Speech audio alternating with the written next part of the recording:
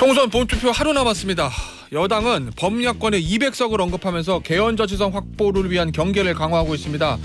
판세가 심상찮다. 극단주의를 막아달라. 이렇게 얘기하면서 기자회견을 열었던 권성동 국민의힘 강원권역 선대위원장과 자세한 이야기 나눠보겠습니다. 전화로 연결되어 있습니다. 위원장님 안녕하세요. 예, 안녕하세요. 권성동입니다.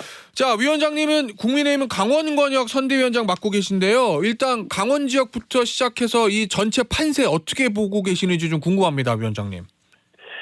우리 강원도는 총 8석인데 6석은 우세 지역이고요. 예. 2석이 경합 지역인데 예. 저는 전체적으로 뭐 좋은 성적이 나올 것이다 이렇게 예상을 하고 있고요. 그 이유는 예. 윤석열 정부는 강원도를 3월 달에만 2번 방문해가지고 우리 뭐 천연물 국가산업단지 등등 해가지고 중앙정부의 지원을 약속을 했는데 예. 반면에 우리 이재명 대표는 경기도가 분도하면은 경기 북도가 강원도로 전락한다.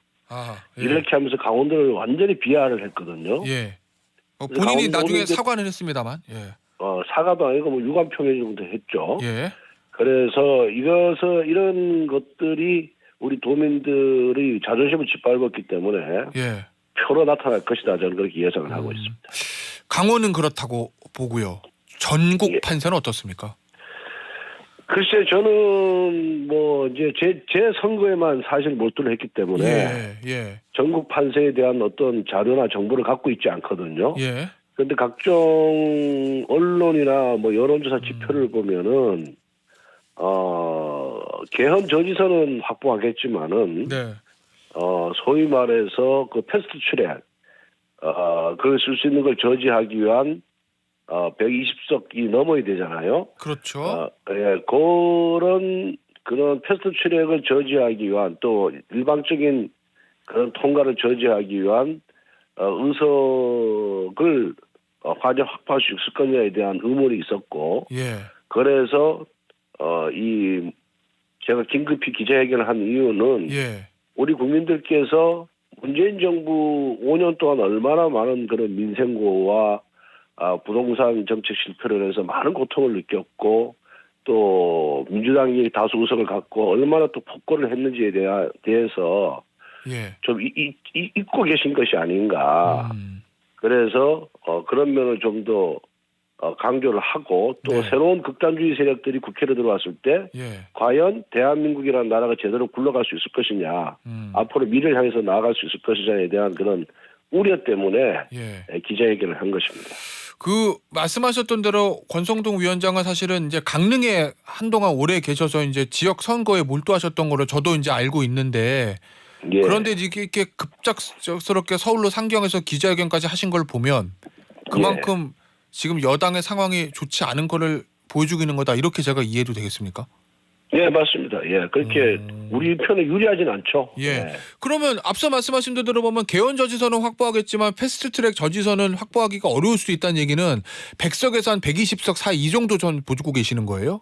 위원장님도? 뭐 저도 정확하게 그 판세 분석을 하진 못했는데 감으로 120석을 넘어서 한 130석, 140석 이렇게 과반수까지 가야 되는데 예.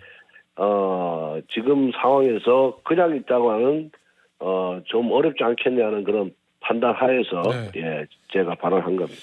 한동훈 위원장의 그제 언급 보니까 자체 분석에 따르면 접전 지역에서 골든 크로스가 상당수 나타나고 있다. 그 얘기는 저 전국 접전지 50곳 가운데서 국민의힘이 바닥을 치고 올라와서 저 골든 크로스가 이룬 지역이 두 자릿수가 된다. 뭐 이 얘기거든요. 그 분석은 어떻게 보십니까? 글쎄, 선거라는 것이 보면은 당 대표하고 사무총장만 각종 여론조사 결과를 보거든요. 예. 나머지 당직자들이나 나머지 의원들은 여론조사 결과를 볼 수가 없습니다. 보여주지도 않고. 아, 그래요? 그렇기 때문에 한동훈 위원장의 그 발언의 진위가 과연 뭔지 저도 판단하기 어렵습니다. 아, 그래요? 아주 확인은. 다만 각 후보자들은 항상 반보 정도 뒤져 있다는 그런 각오로 최선을 다해야 되는 것이 아닌가 그런 생각을 갖고 있습니다. 약간 저 선대위원장급에서 일종의 역할 분담인지는 모르겠는데 한동훈 위원장은 이 골든 크로스다 해볼 만하다 뭐 이렇게 얘기를 하고 있고 그런데 권성동 위원장뿐만 아니라 나경원 공동선대위원장이나 윤상현 인천권역 선대위원장 같은 경우에는 주말 사이에 기자회견 열어서 이제 일종의 읍소 전략에 나선 거거든요. 일종의 예. 역할 분담이라고 봐도 됩니까 이건? 뭐 그런 역할 분담은 없었고요. 저는 뭐 한동훈 위원장이나 예. 당 중앙선대위에 어느 누구하고도 상의하지 않고 제 스스로 판단에 의해서 네. 오랫동안의 그런 다선 의원으로서의 경험 예. 이런 것에 기반해서 예.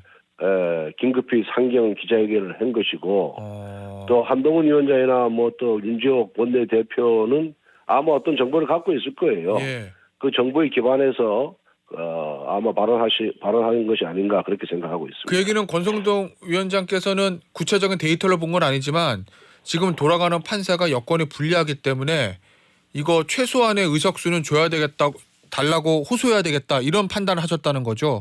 그렇습니다. 예. 예. 그러면 이게 엄살이 아니라 내가 몸으로 느끼기에 실제 위기감이 있다. 위기감이 있으니까 올라갔죠. 위기감이 없고 잘 가면 뭐하러 갔겠습니까? 그러면요, 위원장님 만약에 예. 야당 뭐 특히 이제 범야권 조국혁신당 쪽에서 주장하는 대로 예. 범야권이 200석 가까이 얻게 되면 예. 그럼 진짜 윤석열 대통령에 대한 탄핵 시도 이거 할 거라고 보세요? 저는 뭐 하고도 남는다고 생각합니다. 우리 21대 국회 민주당이 야권이 한 180석 가까이 됐지 않습니까? 예. 그때 국무위원에 대한 탄핵을 남발했잖아요. 예. 그리고 지금 또 방탄국회를 일관했지 않습니까? 이재명 대표에 대한 방탄국회로. 예. 근데 이재명 대표나 조국 대표나 다 지금 재판을 받고 있고 굉장히 불리한 상황에 놓여 있습니다. 예. 그런데 만약 200석 가까이 얻는다 그런다면은 예. 저는 뭐 21대 국회보다 더 극단으로 갈 것이다. 거기다 또 통신당 후예들까지 다 들어오지 않습니까? 예. 이런 극단주의 세력들이 들어오면 과연 국회가 합리적으로 운영이 되겠느냐. 예. 오롯이 자신들이 정치적 목적, 정치적 이익을 위해서 거대한 국회 권력을 남용하고 예. 그리고 자기들을 위해 쓸 것이다. 저는 그렇게 예상을 하고 있습니다. 알겠습니다. 일단 앞서 제가 인터뷰했던 한병도 민주당 전략기획위원장은 민주당 입에서 탄핵을 언급한 적 없다. 이제 이렇게 얘기는 했습니다. 자, 그런데 근데 그 조국 대표가 예, 조국혁신당은 예, 좀 다른 언급을 했고 예. 사실 뭐 조국 혁신당이나 민주당이나 초록이 동생이라고 같은 정당이죠. 범야권 같은 당이라고 측면이라는 범야권이야. 보시는군요. 저는 같은 정당이라고 보는 게 맞다 이렇게 생각합니다. 예. 알겠습니다. 가는 방향과 목표가 일치하고 있어요. 예, 알겠습니다. 그런데 위원장님, 이게 사실은 정치권에서요, 우리가 이기면 대통령 탄핵을 언급하는 게 역풍 때문에 사실은 언급하길 되게 꺼려하는 주제인데, 그런데 이번에 조국혁신당 쪽에서 뭐 레임덕을 넘어서 대드덕 얘기 막 하고 그러잖아요, 대놓고. 이 분위기는 어떻게 읽어야 될까요? 결국은 뭐 윤석열 정권 또 정부 여당에 대한 예. 그런 불만을 흡수하기 위한 예. 그런 수단으로 작전으로 그렇게 언급을 하는 것 같아요. 그러니까 극단주의로 나가는 거죠. 네. 예. 그래서 민주당 표도 좀 흡수하고 그래서 자기들이 비례대표에서 좀 많이 차지하려는 그런 욕심 하에서 하는 것이 아닌가 그렇게 생각을 하고 있습니다. 예. 조국 혁신당 얘기 나왔으니까 잠시 얘기를 나눠볼게요, 위원장님이. 조국 대표가 이런 얘기를 하더라고요. 야권이 200석 있으면 김건희 여사 법정 출두하는 모습 보게 될 것이고 김건희 여사 및 최은순 씨의 주가 조작 의혹 등을 수사할 수 있다. 야권이 200석 두려워하는 사람은 윤 대통령, 김건희 여사, 한동훈 위원장뿐이다. 이렇게 얘기하던데 어떻습니까? 이 발언은. 그러니까 예. 뭐 이제 다 철진한 얘기 아니겠습니까? 예. 주가 조작 문제는 이성윤 지금 민주당 전주 후보가 서울검사장에 있을 때 1년 8년이나 수사를 했던 사안이에요. 예. 그 당시 기소를 못했습니다. 자기들 수사권을 갖고 있었지만은 예. 증거 부족으로 기소를 못했던 사안인데 야당이 되니까 이제 정부 여당에 대해 흠집을 내야 되고 공격을 해야 되니까 공격거리가 없어요. 계속 이걸 갖고 이제 가는 거예요. 예. 그리고 조국 대표 같은 경우는 자기가 지금 윤석열 당시 검찰총장에서 기소가 돼가지고 지금 1, 2심에서 징역 2년을 받지 않았습니까? 예. 저는 사적 보복의 수단으로 의회 권력을 악용하려고 저리는 것이다 그렇게 보고 있습니다. 그런데 권력이라는 건 국민이 위험한 것이고 국민을 위해 써야 되는데 네. 조국 대표 개인, 이재명 대표 개인을 위해 쓴다는 거는 예. 이거는 그야말로 본말이 전제됐을 뿐만 아니라 공직자로서 선출직 공무원으로서의 기본 자세가 안 되는 저는 태도다 이렇게 봅니다. 예. 이 어제인가요? 한동훈 위원장 그 얘기했잖아요. 세이프 사면론. 그러니까 범야권 200석 얻으면 개헌을 시도해서 헌법에 지금 대통령의 사면권을 국회로가 사면권 행사로 바꾸고 그리고 예. 국회를 통해서 이재명 대표하고 조국 대표 세이프 사면할 것이다. 그러니 막아달라 이렇게 얘기했거든요. 그 부분은 예. 어떻게 보세요? 지금까지 그 두 사람의 행태를 보면은 예. 충분히 그러고도 남는다 이렇게 예상할 수가 있고요. 예. 뭐 아시다시피 21대 국회가 이재명 대표의 방탄국회였고 그리고 예. 그 이재명 대표에 대한 정치적 비판, 비난을 다른 곳으로 돌리기 위해서 악법을 남발했던 국회거든요. 네. 그런데 그보다 더 극단주의 세력들이 들어오기 때문에 저는 충분히 가능하다 이렇게 보고 있습니다. 알겠습니다. 이 어제 좀 SNS에 글을 제가 보니까요, 위원장님. 예. 총선 최대 막말 후보는 민주당의 김준영 후보다. 그리고 이재명 예. 민주당 대표에 대해서는 거짓말과 물화일체된 사람이다. 야권 예. 저열화의 근본 원인이다. 이렇게 뽑으셨던데 의원님이 생각하시는 현재 야권의 가장 큰 문제가 이 부분인 겁니까? 그렇습니다. 공당의 대표라 그러면은 자기 말에 책임을 져야 되거든요. 공당의 대표가 아니더라도 정치를 하는 누구든지 자기의 발언에 대해서 책임을 져야 되고 그 발언을 변경이나 수정하려고 할 경우는 충분히 국민들에게 이해를 구해야 하는데 예. 이재명 대표가 지금까지 거짓말한 게 뭐 얼마나 많습니까? 지금 공직선거법 위반으로 재판받는 것도 그 사람 알면서 모른다고 거짓말해가지고 재판받는 것이고요. 불체포 특권 포기하겠다 해놓고는 자기가 영장 청구되니까 포기 안 했지 않습니까? 예. 그리고 준연동형 비례대표제 유성정당 이게 정말 말도 안 되는 선거제도인데 이것도 폐지하겠다 해놓고 또 이것도 지금 해가지고 한번 투표용지 보십시오. 30몇 개의 정당이 쭉 나열돼 있어요. 그러니까 이거는 뭐 입만 열면 거짓말하니까 제가 뭐라 일체라고 얘기를 한 거고 예. 그리고 김준영 후보 뭐 막말은 뭐 언론 하도 보도가 돼서 잘 알고 있지 않습니까? 그런데 예. 민주당이나 조국 혁신당에 그런 문제 있는 그런 후보들을 우리 당 같아서 벌써 다 공천 취소했어요. 근데 공천 취소 못한 이유가 뭐냐? 조국 대표나 이재명 대표가 그 사람들보다 더 큰 거짓말을 하고 더 큰 범죄 의혹을 받고 있기 때문에 전 초록이 동생이고 유류상종이기 때문에 그 사람들을 못 치고 있다 이렇게 보고 있습니다. 알겠습니다.